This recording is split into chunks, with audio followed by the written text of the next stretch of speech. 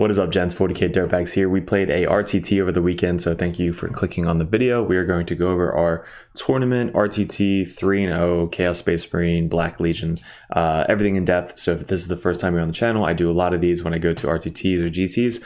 I will take pictures of the games that I play. I cannot do it live. It's very weird if I'm just streaming live during a tournament game. But I take pictures and I go through each game, what I learned, what I could improve, what we could do better, really, to get everybody who's watching this channel better at the game. So a lot of videos that I've made was mainly Grey Knights for 2022. 2023 is going to be kind of geared more towards general play, a lot of different armies. So I appreciate you clicking on the video. Hopefully you guys are going to subscribe to the channel. For making this video right now, we are at 1,999 subscribers. Once we get to 2,000, which I know will be in the next 5 minutes, we're going to do a thing which you guys probably already saw because it's going to be posting on probably Thursday, the RTT video, but we're doing an overnight stream event, live stream. Going to go over, answer a lot of questions. I try and do that much more now, but there's also Discord in the link below. So join that because the guys are fucking awesome there. You get to join the Dirtbag Nation. If you guys like the videos and you guys want to support the channel, there is a Patreon that is also in the link below. It's $1 a month if you guys want to help support. So thank you to my 29 Patreons. Holy shit. We started this in less than a month ago. There's a competitive Patreon option where if you guys want to send me lists, go over ideas, we talk one-on-one in Discord. If you guys are competitives now, definitely I appreciate you guys. And you guys have any questions, definitely make sure you're emailing me in Discord one-on-one. But there's also a Grandmaster. We have our first Grandmaster Patreon who gets first dibs on everything. We're going to be sending out our widget that we're going to be making custom. And also, if they have any ideas or want to see a live battle report with their lists, specifically different matchups, that person gets to kind of tell us exactly what to do, and we will be doing that once a month. So I appreciate all you guys. Thanks for supporting everything that we do. But let's get into it. So over the weekend, we ran our first Chaos Space Marine RTT, which we happened to go 3-0 in. It was very fun, awesome opponents. It's at our local store, Alternate Universes. So we had a full turnout. We've had full turnouts for the past 3 or 4 months now, which I'm super stoked about. They're actually getting a bigger store, so we can fit about 20 to 22 comfortably. There's plenty of space. It's one of the biggest space stores I've been at. A lot of other stores are kind of crammed as close as you possibly can be together. With Alternate Universes, it's very big. You have plenty of space to put all of your stuff, and you're not bumping into each other. So they run it very, very clean there. But they're looking to get a bigger store, which hopefully they're going to start running GTs there, which will be really, really cool. So we played 3 games over the weekend on a Saturday, and we got 3-0 victory. We came in second place, lost to Brian, who is running Dark Angels now. He basically missed out on 3 points in 3 games. So he went like 100, 197. So almost always we're never going to be beating that, but I haven't faced the Dark Angels yet with Chaos Space Marines or Grey Knights in general. I just played the kind of speed Dark Angels list, but that's going to be coming up hopefully soon on the channel. What we're going to do in this video is we're going to go over the list, what I liked about it, what I would change, and then also we're going to go over each game that I played. I took a ton of pictures this time because it's my first Chaos Space Marine tournament, so I was kind of shy and excited at the same exact time, nervous. I didn't really know what strats or stuff to use, but we put it off in the end. So let's get into it. I'm going to pull up the list for you guys, and then we'll go over everything. Alrighty, so let me move that dirtbags over there. Okay, so this is the list. Hopefully you guys can see this. Arcs of Omen. We did Black Legion. I think Black Legion is definitely one of the best legions. It has a lot of good stratagems. It has a lot of good relics, warlord traits. You can bring Abaddon and buff everybody. And also the secondary. So Chaos Space Marines, I realized secondaries are one of the hardest things to choose for Chaos Space Marines, especially with Arcs of Omen. I don't have a lot of reps with them, but from what I'm choosing, I'm trying to make it as easy as possible to get points with Chaos Space Marines. So I'll tell you all the secondaries that we did each game. But with Black Legion, obviously we're bringing Abaddon to spoiler. He gives out full rerolls to hit, full rerolls to wound. He gives +1 to charge to core. He re-rolls charges himself. He has +1 attack, plus D3 attacks for Imperial. He has the whole package. I played him very defensively, which I'll show you guys in the games, but I'm going to kind of start moving him more aggressively in a lot of games. And this Eternal Vendetta I didn't really play to the full advantage of that. Basically, anything that is within 6 inches of them gets to reroll wounds onto one target that you pick in the beginning of the game. So if they have a huge blob squad, everything that's within 6 inches of Abaddon, I don't know, I think it's core, but they get to reroll all wounds against that target. So I'm actually going to be testing this out tonight against a Chaos Knights list. I'm going to pick like basically the big knight on the other team, and anytime that I'm within 6 inches of Abaddon and I go against that knight, I get to reroll all the wounds. So we're going to be testing that out mainly against the bikes, because I love bikes for this list. So that's Abaddon. Abaddon is amazing. Dark Apostle. We are bringing Undivided Cloak of Conquest. So everything within 6 inches, which is core and character, gets to be OBSEC. We're bringing it for the Illusionary Supplication. And he is turning himself and every character into OBSEC. So you're definitely going to be needing that in this list, especially if we're going to be running Terminators or Bikes or Abaddon. So now they're all OBSEC, which is definitely needed for Arcs of Omen. I really just bring him to buff up the Terminators as well as the Bikes. So I think he's needed in this, especially because we lost Armor Contempt and I don't want them to hit me. So I'll tell you the trick once we get to kind of the core of the list. So Master of Possession, he is bringing the Libor Hereticus, which gives him an extra power, and he can cast 3 powers. Or it doesn't give him an extra power. He just basically can cast 3 powers and extend those ranges by 6 inches. Every time I measured, like pre-measured to make sure all my units that I wanted to buff were in range, everybody always asks, how far is that range? I'm like, it's 24 inches. They're like, holy shit. I'm like, I know, it's fucking ridiculous. But Marcus Lanesh, so that way he can give out Feel No Pains to either the Terminators or Abaddon, because he has a Marcus Lanesh. And you can heal either the Terminators or you can heal really anybody, but you can heal Abaddon, which is such a good strat. And then Mutated Invigoration, which is the +1 strength to toughness. Pact of Flesh, you get to heal D3 and bring a guy back, which is great for threat ranges or bringing a guy back to help out in melee. And then finally, the last secret of the list, if you guys aren't running it, it's the Veilbreaker Plate. You can't see it on the screen, but Veilbreaker Plate. So we're bringing the Veilbreaker Plate because I think it's really, really good. So every time I run a list, I'm very aggressive, especially when I first started Grey Knights. I would just throw everything in front of the opponent and be like, all right, deal with it now. So with Veilbreaker Plate, you get to, at the end of, or in the movement phase, you get to pick up a core unit and kind of teleport them, just like Gate, anywhere on the table once per game. So he has Jentzsch, so he can give out a 4-up invuln save to the Bikes, because there's Jentzsch as well, but he can also ignore the first failed save, so being in Terminator armor, that definitely helps out. And there's a 1 CP strat where he can cast a action, which is the Purify Ritual or Warp Ritual, and then also cast a spell. So he's bringing Warp Time, so he can move a unit. He's got a Combi Melter for free, the Chaos Familiar for free, which he gets the reroll a failed test, and then he's bringing the Death X. So with +1 to cast from the Venocrawler, you only need to roll 7 on average to try and take away a invuln save, which again sometimes comes in fucking clutch, because if they have like a huge blob unit and they have like a 2 or a 3-up 4-up invuln save, you can basically just get rid of it and nuke them with all your AP 3 or 4 weapons. So that's kind of what the Sorcerer does. He is there for a Veilbreaker Plate. You can only put that on a Terminator model. So the only option is the Chaos Lord or the Sorcerer in Terminator armor. Those are the only 2 Chaos HQs that you can bring the Terminator with. I'm not sure about the elites. Somebody let me know if there's a Terminator elite that you can bring, but yeah, so that's the reason we're bringing them, is to kind of be aggressive, but also use it to our advantage to move the Terminators really anywhere we want on the board as soon as possible.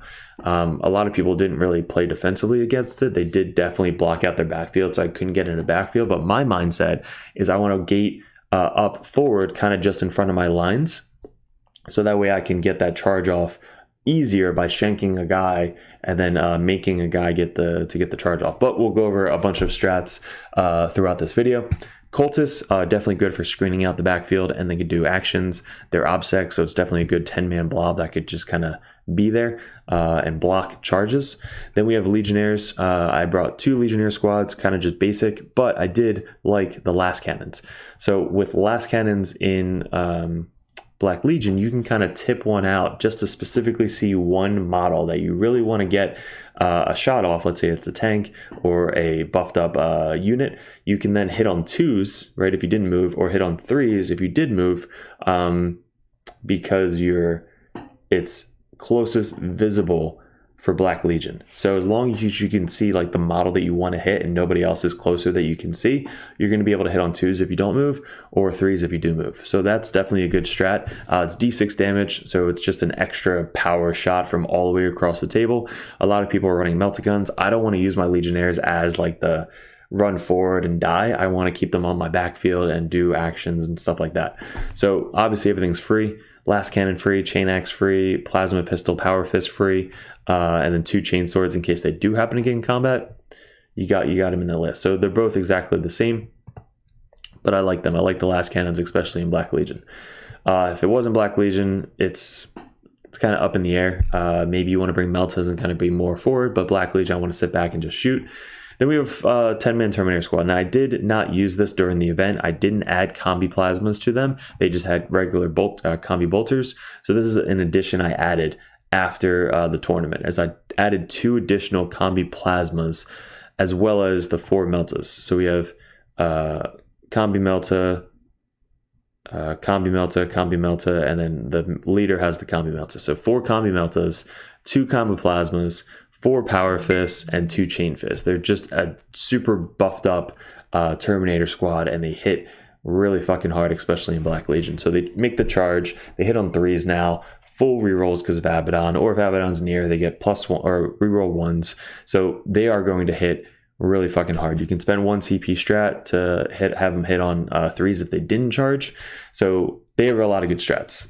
They're core, they're Slaanesh, so they fight first. You can put 5 up Feel No Pain on them. You can put the Trans Hitman on them. You can gate them with the Terminator Sorcerer with Veilbreaker Plate. So this list is really made around the Terminators and the bikes. And kind of getting in people's face if I need to, or stay back and shoot, which this list shoots really fucking good. 5-man Possessed, Black Legion with Possessed are insane. Like, they hit on 2s, exploding 6s on turn 3. I use my Possessed defensively. I don't want to just kind of throw them out there and they die, because they will die. I want to keep them behind line of sight blocking, or kind of walk up, do an action, and then wait a turn. So that way they then can move out 9 inches and charge, or they do the 9-inch advance and charge if needed. I don't think I needed to do that with them over the weekend, but they're 3 wounds, toughness 5, strength 5, 5 attacks, AP 2, 2 damage, 5 up invul and save. Like, they are chunky boys, right? So 140 points, 100% worth it. I love Possessed in Black Legion. This is the list that I think performed the best over the weekend, or over the that day, was Chaos Bikers. So we're bringing the Icon, that was 5 points. Mark of Jentzsch, 15 points. Biker Champion just has a chainsword. And then we have 6 bikers with chainswords and combi bolters. And then we have 2 bikers with combi plasmas. So this is the change. I did have 2 plasma guns. So I changed out plasmas on here. I took those off and I put plasma guns on the bikes.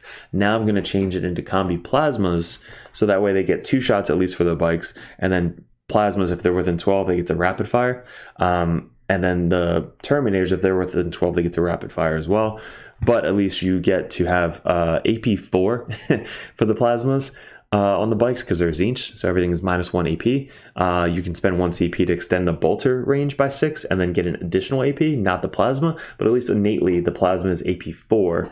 If you overcharge it, it's 2 damage. They get rerolls because they're usually within 6 of Abaddon almost most of the game. Or if Abaddon gives them full rerolls to hit and wound, they're just going to unload a shit ton of shots, AP 1 or 2 bolters that are going to get full rerolls to hit and wound. So they shoot unbelievably. They're range 14 movement, and they shoot 30 essentially for 1 CP. So I'm going to test this out tonight, the combi plasma. I'm not quite sure if I'm going to be doing it. If not, I'm going to be using the plasma guns, which are 10 points each. It's just an additional 24-inch shot that does a little bit more damage. So Venom Crawler is in there to get the extra casting, so +1 in cast with a 9. So your Master Possession is casting more, your Sorcerer is casting more, I think Venom is one of the best units we have for 105 points. Shoots 36 inch range, hitting on 2s, AP2, 2 damage, and then in combat, hitting on 2s if it charges, AP3, 2 damage. It's 1 CP strat for -1 damage if you're shooting at it. It's an awesome model for 105 points. So I think that is almost needed in almost every single list. Obliterator, this is for behind enemy lines. If I want to bring the behind enemy lines thing, let me see, bring this up. All right, so we go Venom Crawler and Obliterator. So Obliterator are expensive. They're 90 points, but they can at least come down and nuke a character or nuke a unit or be in behind enemy lines because they have to block out a big base. Like a 50 mil base, 60 mil base, but they have to try and block that out most of the game. So he usually comes down turn 2 or turn 3 to get behind enemy lines, or kind of just comes down to shoot something or come down and try and get on an objective to try and do something. So that's why he's in there. You can switch this out. It's not. He did okay over the weekend. It wasn't crazy. He did get me behind enemy lines for one game. He failed to kill Blood Angel unit in another game, and then he came down and killed, I think, a character in the one game. So he did okay, right? He's cool. And in Black Legion, hits on 2s when he comes down because he doesn't suffer the penalty, and he's the closest target, whatever he's shooting. So yeah, he's cool. So that's the list, guys. I think the goal of this list, the idea was to make it around Veilbreaker Plate, be as aggressive as possible, put all the buffs up on the Terminator or the bikes, and kind of throw it in people's faces and be like, all right, deal with it, or I'm just going to nuke down your whole squad. So that's the idea.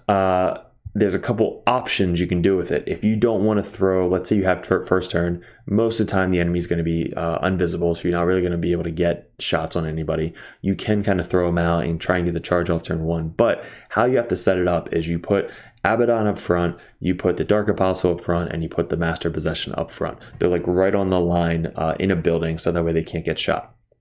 So then the Terminators can really be anywhere, because as long as they're within 3 of the Terminator Sorcerer, they can be Veilbreaker plated really anywhere. So they can start all the way in your back as long as they're within 6 inches of the one guy has to be within 6 inches of the Dark Apostle as well as the Abaddon. So if you wanted to Veilbreaker plate turn 1, you can give him Illusionary, and then you can give him full rerolls, and then you could Veilbreaker plate.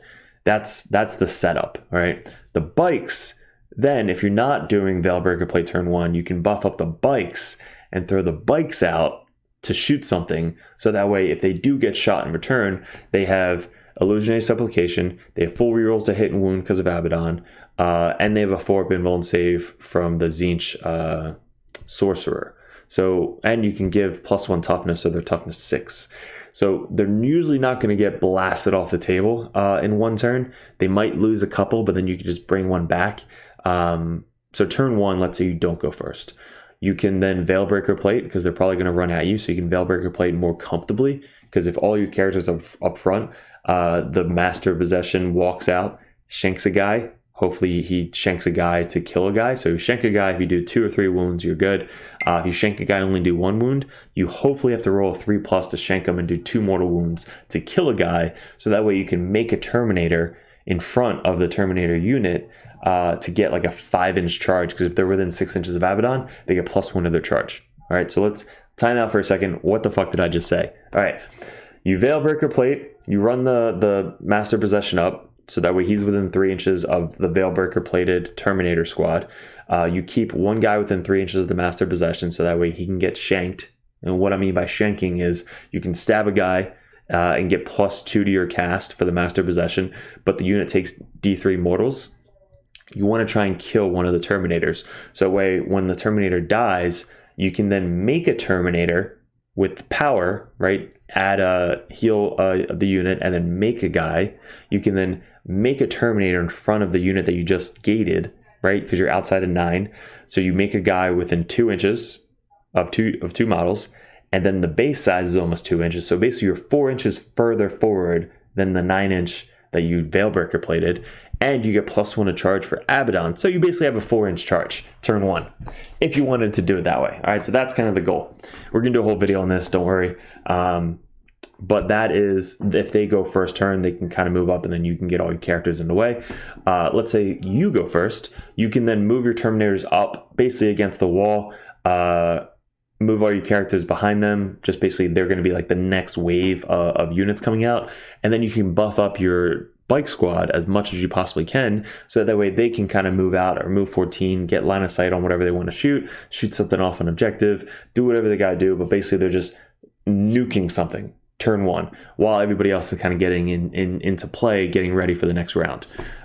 So then round two, they might get to you, but they might not. If they don't get to you, you basically have now a unit closer to you, probably on the center objective, so that way you can either move up, save Veilbreaker Plate so you don't have to use it, move up your Terminators, shank a guy, which you probably already shanked the turn before, right? So if you have turn one, you're moving up your Master Possession, shanking a guy no matter what, shanking a Terminator, so that way you can kill one, so that way next turn you don't have to shank. So if you wanted to gate them anywhere without shanking one, you can still make a guy 24 inches away to get an easier charge. So that's, again, I have to make a video on this because there's so much to it, but it's a really, really cool play. All right, so that was the idea of either buffing up the bike squad or fully buffing up the Terminators and just kind of launching them out either turn one or turn two. A lot goes into it, but my boy Keeble have been practicing this for a while now. Since the book came out, this was one of the first relics I've seen that I was like, holy shit, this is a diamond in the rough.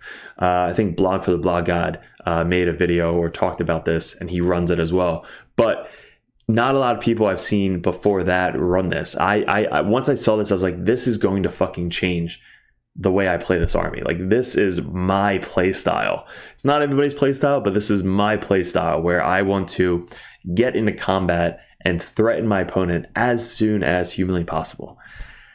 So yeah, that is kind of like the goal of the list. And when I saw that relic, I'm like, I'm fucking running this list as much as possible. So that is the list, guys. Hopefully you like it. I'm going to leave it in the comment below.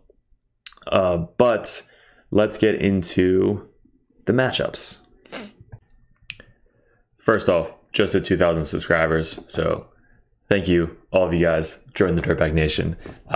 Subscribe, comment, like, join the Discord. Let's fucking go. Just wanted to let all my Patreons know we are doing this. Booyah. So we're going to be making these guys probably on objective markers, stickers, you know, some fun shit. These are the first 6 that we got from an artist from Fiverr. And then we're going to be making Tau, Tyranids, Necrons. What else? Gene Stiller, Colt, Karn, and then there's one Eldar. So those are the next wave, but we're going to be making these because I had to do it from Fiverr so that way we can sell them. You know, we can't just steal images from online. And then we're going to be putting on 3D6 Wargaming, so we're going to be sponsored by them very soon. We're going to put them out on objective markers, kind of like the ones that I have now that I use for tournaments and stuff. So hopefully you guys like these. I posted on Patreon already. So let's get into the rest of the video. All right, so here's the first picture of the army. Looks actually quite good in person. A lot of my armies are kind of like really good from afar, but these guys who Mike painted look really good up close. So we already went over the list, so this is kind of just what it looks like. I could fit everything in one tray, which is great besides the cultists, but then I would just throw them right on top. All right, so first matchup, playing sisters. So we got Lucas, who we played on the string or on the Death Guard versus Sisters in a video we just posted, but that was the first time I actually ever played him. This was the second time I actually ever played him. So if I didn't play him on Monday night, I would never have known what is listed on Saturday, but it's basically the same list. He has a ball, 3 units of war suits, 2 units of the sister chicks, a couple shield chicks, the hospitaler, 2 units of Repentia, a unit of the bodyguard chicks, winged girl over here, Celestine. A couple tanks actually. So we have the flamer tank transport, the rhino, and the big cannon tank. And that was his list. So we played this setup. I was studying the packet before, so they post the list I think a couple days before the tournament, so you can know what missions you're playing. So this mission is the bomb mission, which is one of my favorite missions. If you plan to place bombs as much as possible, it's a lot easier to do, whether it be for Grey Knights and you can deep strike your strikes or move them across the table or redeploy or whatever it may be. But you kind of want to start on this line right here. See this line all the way across? If you can start right here, if you walk over to the other side of this line, you can start planting bombs turn 1. Now how they go off, I believe if they're troops or obsec, they can get placed by the end of the turn. So there's a lot of ways in this game to turn people obsec or give them obsec for a relic, which actually we do on our Dark Apostles. Dark Apostle has an obsec or relic that gives everything within 6 inches core and character obsec. So he is obsec, which is great. So he was my plan of placing bombs as soon as possible. But this is the layout for every game. It's exactly the same. We have first floor line of sight blocking on these 2 terrains. We have ruins which are open on these 2, 2 ruins in the center, 2 ruins on the sides, and these are all forest, but also give cover. So it's the same layout every single game. So let's get into this. This was his deployment. Kind of keep everything behind the ruin so I can't see. And then we have my deployment, which is kind of just all castled up in this back left corner here. But I put the termies out front. This is kind of the Veilbreaker play where you put everything kind of out front and you can either run forward to Veilbreaker or you can kind of like keep them all the way in the back, which I'll show you against the Blood Angel player. It's a Veilbreaker plate. But we have all the bikes because I want them to move up and get 30 inches on either this tank up here sticking out, these chicks, or if he moves any of these guys up into the cover, I can just shoot them out of the cover at AP2. So they're going to get their 3-up saves in cover, but there's so many fucking shots, you have to make 33-up saves. So hopefully we'll see if we can do that. He had turn 1, I believe. No, I had turn 1. Yes, so he had turn 1, and he moves his guys up. He doesn't get a lot of line of sight on really anybody, but he moves kind of everybody up. The chicks over here move up into the thing because he took defend the shrine. So this was his shrine, so he had to move up, get on the shrine. Everybody else kind of like backed up, and the Dogmata and the Repentia chick moved up in the Rhino. The Repentia were inside the Rhino, and this was the first time I'm using this list, so I kind of wanted to see what we can kill. So I Veilbreaker plated turn 1. I gave all the buffs to the Terminators, so Illusionary, reroll hits and wounds, all that fun stuff, and we moved up right in this little section right here. The Master Possession ran out to shank one of the Terminators, shanked them twice. Did enough mortal wounds to make a guy, so then we made a guy to make that charge smaller to kind of get onto the sister chicks. So I didn't shoot any of the sister chicks. I put all my meltas and everything into the Rhino, and since it's a Slaanesh Terminator unit, I rolled he failed all 4 saves because he has a 6-up invuln save, but he failed all 4, and then I rolled a 1-1-2-2 for the damage. Now with Slaanesh, you can change one of those damages to a 6 for 1 CP, and that's what we did. So we changed it to a 6, and then it became a 6-2-2-1, which was enough to blow up the Rhino, and then everything else got out, which he kind of put them right on the edge here, so I couldn't really see anything with my bikes. I think I saw 2 or 3 bikes into the Repentia, which we happened to kill, I believe, 6 of them, and left 2. And then we did some damage to her because there wasn't any bodyguard people left over, so we took her down to 2 wounds as well. But then these guys charged and kind of just took over this back objective. We killed everybody, so the hospital is by herself. And yeah, so we took over their shrine. Everything else kind of hung back and shot from afar. So I have a little castle up here. Abaddon's out front. Master Possession, and we have the Dark Apostle, who again is OBSEC. So I didn't place it turn 1, but you'll see next turn I'm going to start placing fucking bombs everywhere. All right, and then he's starting to move up here, so I'm kind of giving up on this top zone because I only have a squad of Legionnaires and the Cultists. And then he's got all of his dudes with full rerolls from Ball just walking up this way to take up my top zone. I wonder if you would have put all these guys this way, how many Melta shots he could have taken out a lot of the Terminators or the bikes. But then he's in charge range of all my Terminators. So I don't know what I would have done if I was on the other end of this. But what he does is he moves up his flamer thing and just puts a bunch of flamer shots into my bikes. We put 4 Repentia over here. Superior, the hospitaler made 2 Repentia back, who then got to charge. These melted chicks came out from the cover in the back. All these guys again are starting to move up. They kill all but these 2 legionnaires on the back objective, and he couldn't get any line of sight onto the cultist. So my goal was to kind of leave 1 cultist out, so that way hopefully he can shoot the cultists, and then I can spend 1 CP to bring them back. I think it's D3 plus 3 back, so I can steal that objective and try and get 4 points on the primary. But he didn't. So end of this turn, I think we mop up basically the rest of the Repentia. We consolidate, get 2 into this tank, take it down to 3 wounds.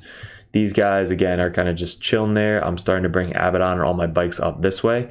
The guys moved out to the center to do the Black Legion secondary. We need to do the Black Legion secondary on this one. This marker right here is a bomb. So we finally put a bomb down with our Master of Possession or Dark Apostle. Bikes, Venomcrawler are just aiming at this tank up here. So we're trying to get as many shots onto this tank to blow up the tank as possible. So tank finally dies. He's got Vol, which is closest to me, so I can potentially get closer to Vol and start shooting Vol a shit ton. We have 3 cultists left. All these guys walk up and just shoot the shit out of the cultists. Terminators are surrounded by this chick. This chick has full rerolls to hit, exploding 6s, 3 damage, I think 6 attacks at base, and she's just a termy killer. If I didn't have all my buffs up, I probably would have died really, really bad. And then she has a thing where it's a warlord trait or something that he upgraded where she can fight, and then she dies, she fights again. There's nothing that really stops her from fighting twice, which most things it says if you fight, you can't fight again that phase. Like Slanesh and all that shit, or Bile. But she doesn't have that. So I read the rules and it looked really, really good. He brought Superior down here, charges my Master of Possession because I leave him all by himself. So he got a 10-inch charge because he has 2 Miracle Dice, and charged my Master of Possession, just easily kills the Master of Possession. And then he's all he's got left is like a unit of dudes back here, which I deep struck my Oblit in the back and got some shots off them, didn't really kill too much. And then the end of this turn, Oblit moved up, shot more onto these guys. All these guys kind of walked up and shot everything at Celestine, because if I can kill her in the shooting phase, she then gets back up and then I can charge her in the charge phase and then keep her dead. So that's what happened, was I shot everything I possibly could into Celestine, took her down, I played in another bomb. So we're at 2 bombs right now for the Dark Apostle. And then the bikes started moving up and getting line of sight onto Celestine. So, or Vol, sorry. Abaddon's in the center, all the bikes scooted up, get line of sight. Master of Possession is doing Warp Ritual in the center. And let's go into, so this Celestine, she probably died, now she got back up. And then we charged Celestine with the Terminators with my dude here and the Venomcrawler. So basically everything just wanted to kill Celestine as much as possible, which she then died. We put another bomb, I believe, here at the end of the game or end of the round. My Oblit moved up, charged this thing because we had Long War. And then my Possessed charged and finished off the rest of the Sword Chicks. So we actually had 3 cultists live by the end of the game, so that was cool. So we didn't have enough at the last turn to really get full Long War, but this was the last setup. So we had the bikes in the middle pretty still strong. We had Abaddon somewhere over here. We had all these guys kind of camping that objective. These guys didn't really move the whole game. The Legionnaires in the back left corner. And this was the final score. Let me turn that upside down for you guys. So we took Ritual, which got to 12, did it 3 times. We took Long War, which we got 11. So the last turn, there wasn't anything live to get Long War anymore. Despoil Dominions, we got 15. So we were able to do it on almost every objective, and then we did it on home objective. And then for him, he got 12 for primary. He got 6 for the Defend the Shrine, because once I got over there, he couldn't really defend it anymore. Got 11 on Leap, which was pretty good. And then he did 1 for Sacred Ground. So he only did Sacred Grounds in his home objective for 1 turn. and that was it. So yeah, it was pretty rough for the sisters. I think the sisters have a bad matchup into Chaos Space Marines, because we just have so many buffs and I guess trickery, right? So game 2, we played Eldar. This is our boy Dan. We're actually getting a rematch on Monday, so I'm going to be recording that and putting it up in the battle reports. But in this list, you guys probably know a lot more than I do for Eldar, but we have a couple different, like, this list is so funky. But we got the Screaming Banshees, 2 units of them. We have this character, 6 wound cap, 3 wound cap. This guy, same thing, 3 wound cap, 6 wounds. We have a character warlock unit, 2-man. We have a character on a bike, Farseer on a bike. We have 2 squads of rangers, and then we have a squad of the scorpions, and then we have Farseer, and I believe 3 bikes, snipers, Avatar, who's awesome, Viper, transport, and then this big Wraith Knight dude. This guy is funny and freaking good, I think. But that's the list. I think this is Eldrad. It might be Eldrad. Whatever that character one that can cast like 2 or 3 powers. So that's his list. This was the setup. It was Dawn of War deployment. We started in this this quarter and that quarter. This was the one where you can start on your deployment ones, and I didn't want to put everything out on there, so I didn't start on that objective. But he's able to start 9 inches away from the my deployment zone. So he went first, and what he did was he redeployed, spent 2 CP, and he redeployed these rangers and put the striking scorpions out where the rangers are. And I was afraid because I thought he was just going to run in and charge and kill a bunch of Terminators, but then they probably went back and killed them either way. But he took behind enemy lines, which is great. So he can kind of walk up and just get in my deployment zone, and these guys can walk up and get my deployment zone because they're all really fast. So he just advanced, and I just kind of hit everything in the back here. And his Avatar, I just want to kill the Avatar as much as possible. I didn't do I didn't focus on the Vendetta, which I should have. So Abaddon has the Vendetta thing where it's actually really, really good. So if I would have put the Vendetta on, let's say the Avatar, if there's a core unit within 6 inches of Abaddon, they get to reroll wounds against that target. So I don't have to buff a specific unit. I could just say, hey, they're going to hit on 2s because it's probably the closest target, and then I get reroll wounds against that target if they're within 6 inches of Abaddon. So basically, if the whole unit, right, is tagged right near Abaddon 6 inches away, they all get reroll wounds against the Avatar, which again, I didn't really focus on. I did at the last battle report against the Knights, which hopefully you guys will watch that.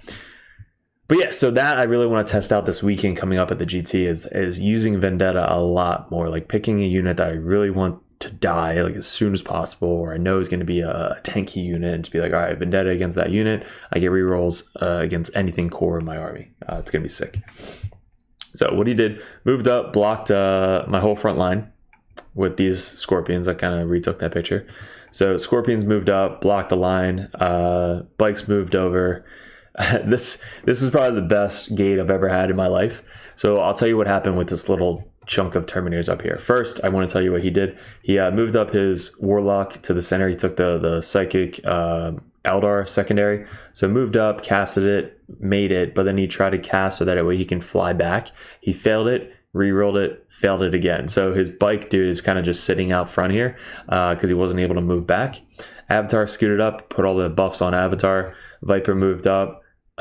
These guys stayed in the back to block at the backfield. He had his character Warlock and the 2 character Warlocks over here. This character, and then there's this little jumpy character, the wound cap guy, in there. So what I did, I moved the bikes out to get line of sight on this Viper and Avatar, and then I moved everybody up, kind of up to kill the Scorpions. The Possessed were right against this wall here. They were able to move up 9 and get about a 8-inch charge onto this bike if I could make it. So I had a combi charge. Avatar ran out. He wasn't going to get any charges off. These dudes moved up, and it's funny because all of these guys shot into the dudes and actually killed the entire unit. So I've never shot cultists before, so I didn't know what the fuck I was doing. So they all moved up and they shot and killed a 5-man ranger unit that wasn't in cover. So that was funny. These guys kind of just chilled there. Venom Crawler scooted out. And that was about it. So we buffed up everything onto the Terminator brick.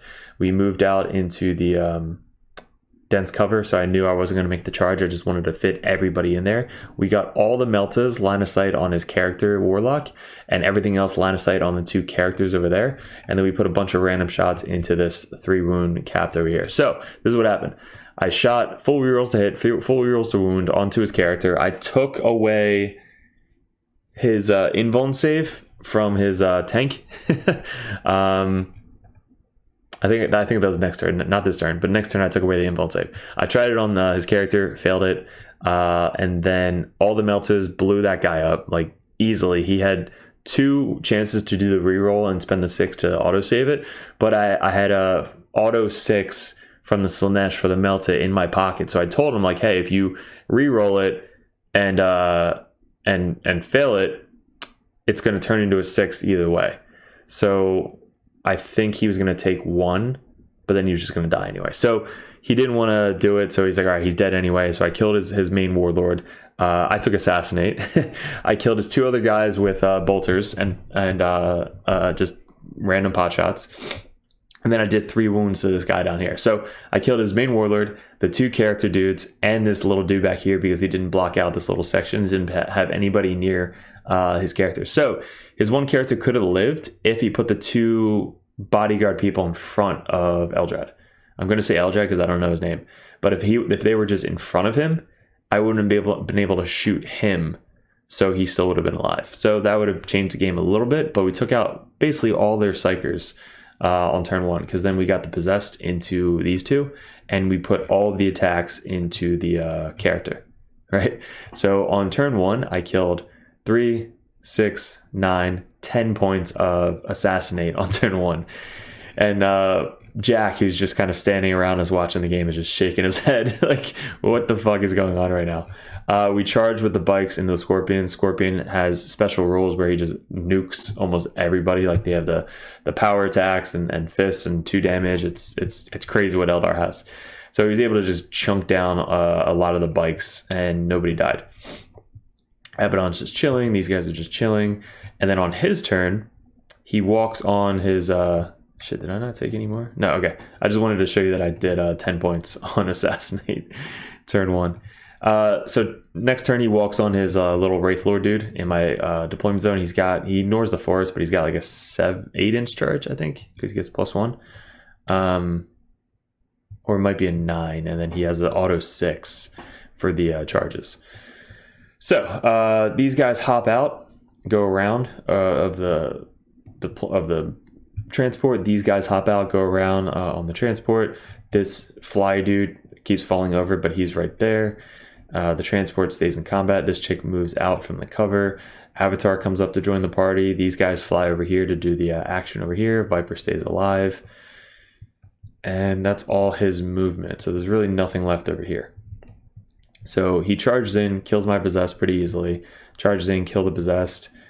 These guys charge into the bikes, I believe. And this guy tries to make the charge. He uses the 6 for the auto 6. And then rolls like a 2 for an 8. And then he has to reroll both dice. So he rerolls into another 8. So he actually failed the charge coming in from reserves on this sideboard edge. So that was tough on his part, because if he would have came in, he probably would have killed all the bikes and the Legionnaires and would have camped on my objective. But instead, I still have the Legionnaires, which is OBSEC on the objective. And they count as, I don't know if they count as double with him with the relic. But these guys charged into the cultists, I believe, and just nuked all of the cultists. Yeah, this guy, he put fuck. This guy failed his charge, so of course I took a picture of it. He rolled that twice. That's an 8. That was pretty bad. And then, yeah, so they charged and killed the cultists. So I still had some Legionnaires left. Terminators are starting to scooch up, so they scooched up. And they got, I think, an 8-inch charge off on the transport to get around and consolidate onto the objective. Abaddon scooted up and joined the party. He took 3 from Avatar, only did 5 wounds, I believe, to Avatar. And this chick is still alive. But we moved our bikes up. shot and then charged this unit over here. We kind of ignored the Wraith Knight for now. All the guys kind of scooted up and finished off finally that green dude down here. And then we got to the objective back over here. This guy ran over here to make a Terminator. Obliterator came down on this objective over here. He shot at these guys to finish off the Banshees, so that way I didn't have to charge him. And yeah, so then we get into our next turn, which Avatar is fighting these two again. He finally finishes off Avatar. Finishes off Avatar, gets down to 3 wounds. At that point, I didn't really care because he's bracketed. But Wraith Knight moved up, charged the fight over here, left 1 bike alive because I think he had Illusionary Supplication on the bikes and +1 toughness on the bikes. So end of my turn, we finish off Avatar. We finish off that little chick, I think, just by shooting her and then charging her. He spent a CP or 2 to bring her back on a 4+, and she didn't come back. And then the Avatar, or this big thing, is left on 17 wounds. So I tried to protect Abaddon by just surrounding him with all the Terminators, so that way he doesn't get charged and die. And he's character protected, so he can't shoot him either. So that's kind of the whole goal of that. I didn't get on the objective because I did take Long War, so I don't want to get on the objective, so that way I could potentially kill this guy and then take the objective over for Long War. So that's kind of the game plan there. That's why I didn't consolidate on the objective. And so what he does is he scooches up, joins the fight, shoots, and then charges. Doesn't really kill really anybody. We got 3, 6, 9 left, so only 1 Terminator died. And then on my turn, I spent 2 CP, fall back, shoot, and charge. But when I fell back, I shot, killed this guy, was on the objective already when I fell back. So then I was able to get Long War. This guy scooted up and did the action in the center objective. And this was kind of the end matchup. So we tabled him, I believe, by turn 5. This is the final score. We had 15 for Despoil. We did 4, 4, 4, 4. Long War, we had 14, which I was super proud of. Assassinate, we had 15 because we had 10 points on turn 1. He had 11 for behind enemy lines, which was great. He had no prisoners for 7. He had Warp Ritual, or his psychic one, for 3 because I killed all of his psychers on turn 1. So he wasn't able to get any more of that. I think we finished off with 49 to 89. Now, we don't do paint scores until the very end of the tournament, so this technically would have been 99 to 59. So that was game 2. Pretty cool. Dan's always a good player to play against, so we're doing a test game again on Monday. So this is Zach. Zach is our local Blood Angel player. I've done a ton of tournaments with him. We're going to a GT together this weekend, but he's a really good player. He is running the Blood Angels. He has, let's see if I can remember, 2 Sanguinary units, full Power Fist and Meltas. 2 units of those. He's got, I think, 2 units of the Scouts that have a 12-inch bubble, so you can't deploy or deep strike within 12 inches of them. He's got Dante, the Priest, the Chaplain on a bike, a Librarian this time, which is the first time he brought a Librarian in a while, and this guy who has a Fight Last and 5-up mortal wound save within 5 inches. He brought Thunderhammer Storm Shield Terminators. He brought 2 units of these Power Fist Bolter dudes, which are actually pretty good. Of course, a unit of Death Company, 2 units of Melted dudes, that Devastator dudes that have, I think, 8 shots because they shoot twice if you live, which most of the time you don't. And that's the list. It's pretty simplified. It's just all infantry. He doesn't give up a ton of points for no prisoners as well. So this is deployment, final map. Again, same setup. We did the 9-inch bubble in the center. And anytime you play Death Company, you kind of have to start 36 inches away. So I'm like, how the hell can I fit my whole army while staying outside of 36 inches away? And this is kind of what we come up with. So we have literally all of the bikes as far back, and thinking about this afterwards, I probably should have just reserved the bikes and keep everything else kind of as far back as I possibly can. Because if I go first, I'm not really shooting anything anyway, right? And if he goes first, the only thing I have to really shoot at is the Death Company. So this was the deployment. As far back, 1 inch away from the walls. Termies are visible. We have Abaddon up front, because if he charges Abaddon, I'm like, all right, I'll just trade 3 wounds for Abaddon to kill the Death Company. Possessed. And then these guys, he let me redeploy Abaddon because I didn't really measure right. This was his deployment. Everything's kind of just castled up. He's got his dudes all the way out front because they can redeploy. But instead, I moved Abaddon back to be within 6 inches of the Terminators in case I did go first, then I can kind of gate the Terminator. So he let me redeploy Abaddon from there to there. This was before we rolled off to go first. But he let me move him back there, so that was nice of him. And then this was his turn 1. So turn 1, he moved up his Death Company. He got turn 1. Obviously, I didn't go first at all the whole day. So his Death Company moved up 12, moved up 12 again, got to about right here. And then he had an 8-inch charge onto my Terminators in the back here. He didn't want to charge Abaddon or the Cultists. He wanted to charge the Terminators. So he needed to roll an 8, and he failed. And then he rolled again, and he failed. So Death Company didn't really do anything. If he would have got into me, he probably would have killed the entire Terminator squad, which is just stupid. But he failed, so I lucked out there. These guys walked out and kind of stole the center objective because I did take Long War. These guys are on the center, the Fight Last, the Chaplain, Dante, all the characters. I did take Assassinate against the Blood Angels as well because I knew I'm going to get in combat. I'm going to fight his characters, so I want to get to his characters as soon as possible.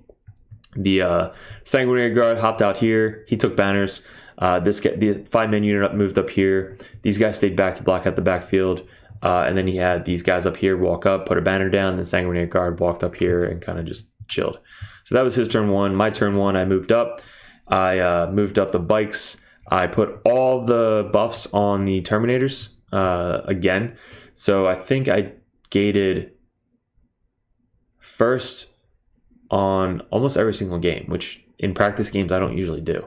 But in here I did because it gave me the points that I needed to get for the gate. Like, it's not really worth to gate or do the teleport with your Terminators unless you can get points out of them. So what happened was he put all these guys over here, which are pretty expensive. Like, if I can kill these guys, that's gonna make me happy. So I deep strike outside of 12, or right at 12, 9 inches. So right at 12 though, in range of these guys. So all my bolters and stuff are in range. And then all the bikes, I spent 1 CP so that way they can walk up and shoot 30 inches to get line of sight and range on these guys.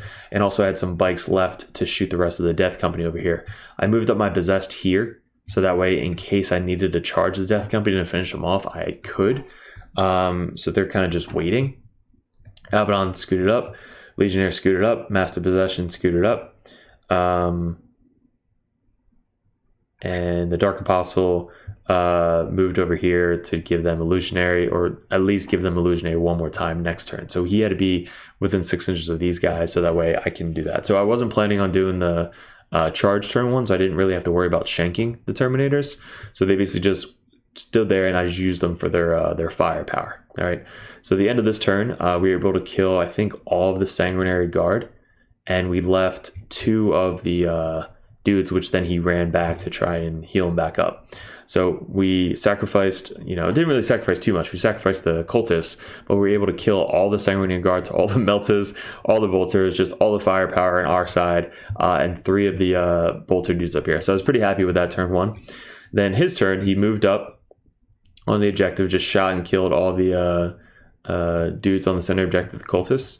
These guys stayed in the back here. The guys, he spent 1 CP to take the troops off the table because this is sticky objectives. So they did their job. They walked up, put a banner down, and then they disappeared. Go back in reserves.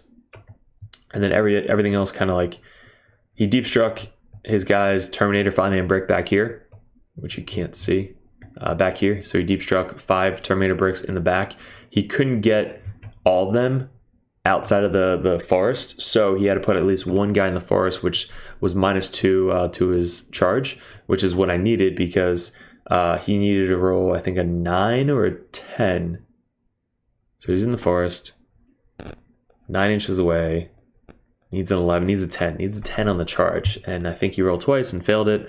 But if I would have left that little hair in, he would have only needed an 8 because they get +1 to charge, and that would have just killed a bunch of shit in my backfield. So then everything kind of moved up, made a little brick again, and we shot and killed all the Terminators that were left. So all of the plasmas from the bikes, all of the bolters, the last cannons, the bolters, Abaddon, like everything just shot over to the Terminators. And then all these Terminators, they spent the 1 CP to turn into Red Corsairs, and they advanced. I rolled a 5 on the advance, which I was just super psyched about. So they went from back here, moved up 5, advanced 5, and then charged. And then we made the charge onto, I think we were going after these two. Yeah, so we got this guy all the way up to here. We made him. So we actually made that guy because it's within 2 inches to make this charge a lot easier. The Possessed moved up to kind of charge both these guys. Venom Crawler scooted out. Oblit came down here. Now this is where I messed up. I don't think it would have mattered, but Oblit should have came down on the other side of the objective and did the Black Legion one. But he probably would have died, so it didn't really matter. So he shot into the Meltadutes, which came on from reserves and didn't kill any of them. So Obliterator didn't really do anything in this game. So everything else kind of scooted up. Now, this was the end of my turn 2. Okay, so we got into combat with Dante. We made the charge. Got into combat with Dante, the Librarian, the Priest, this guy, and these two with the Possessed. So he made my Possessed fight last. So he was able to, I believe...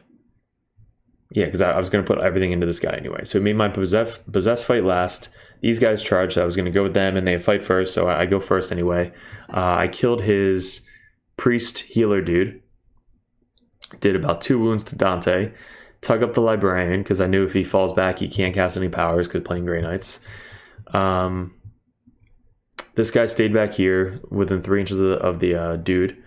All these bikes are kind of just chilling because they just finished off the Terminator. Or the Terminators, so they're just waiting. And this was the combat phase. So by the end of this phase, Dante, beat a couple of them down, but I had 2 Possessed left, which on my turn, I was able to kill off that character again. So I killed off this character, finished off these 2 guys. The Chaplain advanced 20 inches all the way back here with his Sanguinary Guard kind of just chilling with him. Then all he has left after this turn is Dante with 1 wound, 1 fist guy here, unit of Melted Dudes here, unit of the troops back here. I have all my Terminators back here. I think I have like 6 or 7 Terminators still alive on the back here. He's got a Sanguinary Guard back here, and he's got Melta and Dude. So he's got quite a few left, especially the Melta guns. So in the center, I walk up and do the secondary. All the bikes move up and get shots onto the Chaplain because the Chaplain is the closest target. And I have line of sight onto him because he was sticking out a little bit, like right about there. So I had moved up 14 and got line of sight onto the Chaplain, and the Chaplain was the closest, so I was able to shoot him. They had full rerolls to hit and wound from Abaddon, and also had Illusionary Supplication, so Transhitman on that squad. So I was like, all right, I think they can survive Sanguinary Guard countercharge. I was wrong. So it's really close at this point in the game when it comes to secondaries. He has pretty good secondaries, and I'm not doing as much on my secondaries. This is kind of the board edge. These are all the Terminators I had back here getting into combat. So they move up, finish off Dante, get into combat with these guys. So they fall back. On his turn, they weren't able to shoot. These guys scooted up and killed my Venom Crawler. These guys scooted up and planted a banner. These 5 fucking Sanguinary Guard killed, I think, 9 bikes by themselves. They killed 8, and there was 1 left, and I failed morale. And then that died too. So basically, they killed a 9-man unit of bikes with Illusionary Supplication. So yeah, that was bad. Abaddon's left, so I messed up because I shot at this unit, which I shouldn't have. I should have just charged Abaddon, finished off the unit, then he would have consolidated on the objective to take down the banner. But I shot at him and he killed the guy closest to Abaddon because I showed him what I was doing. So I was like, so it was smart for him to take off that guy. So he takes off that guy, so I can't charge here, right? Finish him off and then consolidate onto the objective. So that was my mistake. But we still have Legionnaires back here. We have our Dark Apostle left. We have one unit of last cannon Legionnaire back here. We have our character in the center. He ignores the first Jentzsch. He ignores the first failed save. So he shot 2 meltas at me. I've made one, failed one, and he ignored the one that I failed. Or sorry, I failed 2. He ignored the first one, and then the second one did 4 damage. So it left me down to 2. And then the Termies had +1 to their toughness and Delightful Agonies on them. But this is what I did. I moved up and I did the action back here, and I did the action and shooting. So they can shoot while doing action. It's 2 CP. I shot everything into these guys and only took one down to 1 wound. So I had to decide, do I continue the action to try and get 4 points, or do I charge, kill these guys, consolidate, and tag these guys up? Because if I don't, he's going to have 16 melt-a-gun shots coming into my Terminators, which most likely will finish off that squad. So I said, all right, fuck it, I'm failing the action, I'm charging. I charge these guys just so I don't fail the charge, and then I consolidate into this unit down here, so that way he can't shoot or fall back and shoot. And then Abaddon obviously kills these angel dudes over here, like pretty easily too. So at the end of the game, Abaddon scooches up, does the action. Terminators fall back or move up and finish off these guys. And then on turn 5, I walk up and finish off these guys. So at the end of the game, he doesn't have anybody left on the table. I have a unit of Terminators, 2 small Legionnaire squads, my character, and Abaddon. So actually, I have a lot left on the board. I left this objective in the back because I didn't have anybody near it. And that was the game. So we counted out multiple times. Like, that's why there's so many scribbles. So sorry if it's so messy, but I believe we got 43 on primary, 13 for long war, 9 for despoil, and then 13 for assassinate, or 15 for assassinate. Sorry, 3-6 or 3-3. And then for him, he got 41 for primary, 8 for relentless assault, 9 for oaths, and 9 for banners. So he actually got pretty good score. So we wound up with 80, which would have been 90, to 63, which would have been 73. Yes. So that was the final score. We went 3-0 at the tournament, and the first place player was a Dark Angel player, Brian. He's running Terminators, speed bikes, all free upgrades, a bunch of characters, I think Apothecary. I didn't really see the list. I didn't play it. I was scared to play it, but he only missed 3 points out of 3 games. So he finished off a lot higher than I did, because I missed a ton of points for my games. But how they do it is they base it off a win record and then victory points, which they add points at the end for tiebreakers. So if there's both 2 people 3-0, they add points. And if your army's painted, you get 30 points for the tiebreaker. But I still didn't have enough points to take down Brian's non-painted, whatchamacallit, Dark Angel list. So he just stomped everybody that he played. There's 2 guard players there. They were really good. I was afraid to play into them. They just nuked like other people. They had to play a Demons player, which came in 3rd.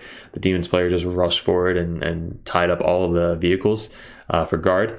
And then what else? There was another Chaos Space Marine, Eldar, 1 Tau player, no Death Guard, Gene Steel Occult, Tyranids, Night Lords was there, and a couple others sprinkled in between. So yeah, that was the turnout. But it was super lagging. Stop lagging. It was super fun time. Alternate Universes, if you guys are in the Pennsylvania area, I know a couple guys who are watching the videos actually came up to our Monday night gaming, and we met, and really cool guys, because like they found us on here, which was cool. So if you guys are interested, Alternate Universes does once a month. There's another store that does once a month that we all go to. Cuddle Buddies, that's our team. And then there's a GT coming up this weekend, which I'll be running this list. Little tweaks. The thing that I changed was, I'm not sure if I mentioned in the beginning of the video, but I put combi plasmas on my bikers, which gave me 10 more points. And then I put combi plasmas on the Terminators, which I tested on Monday and was amazing.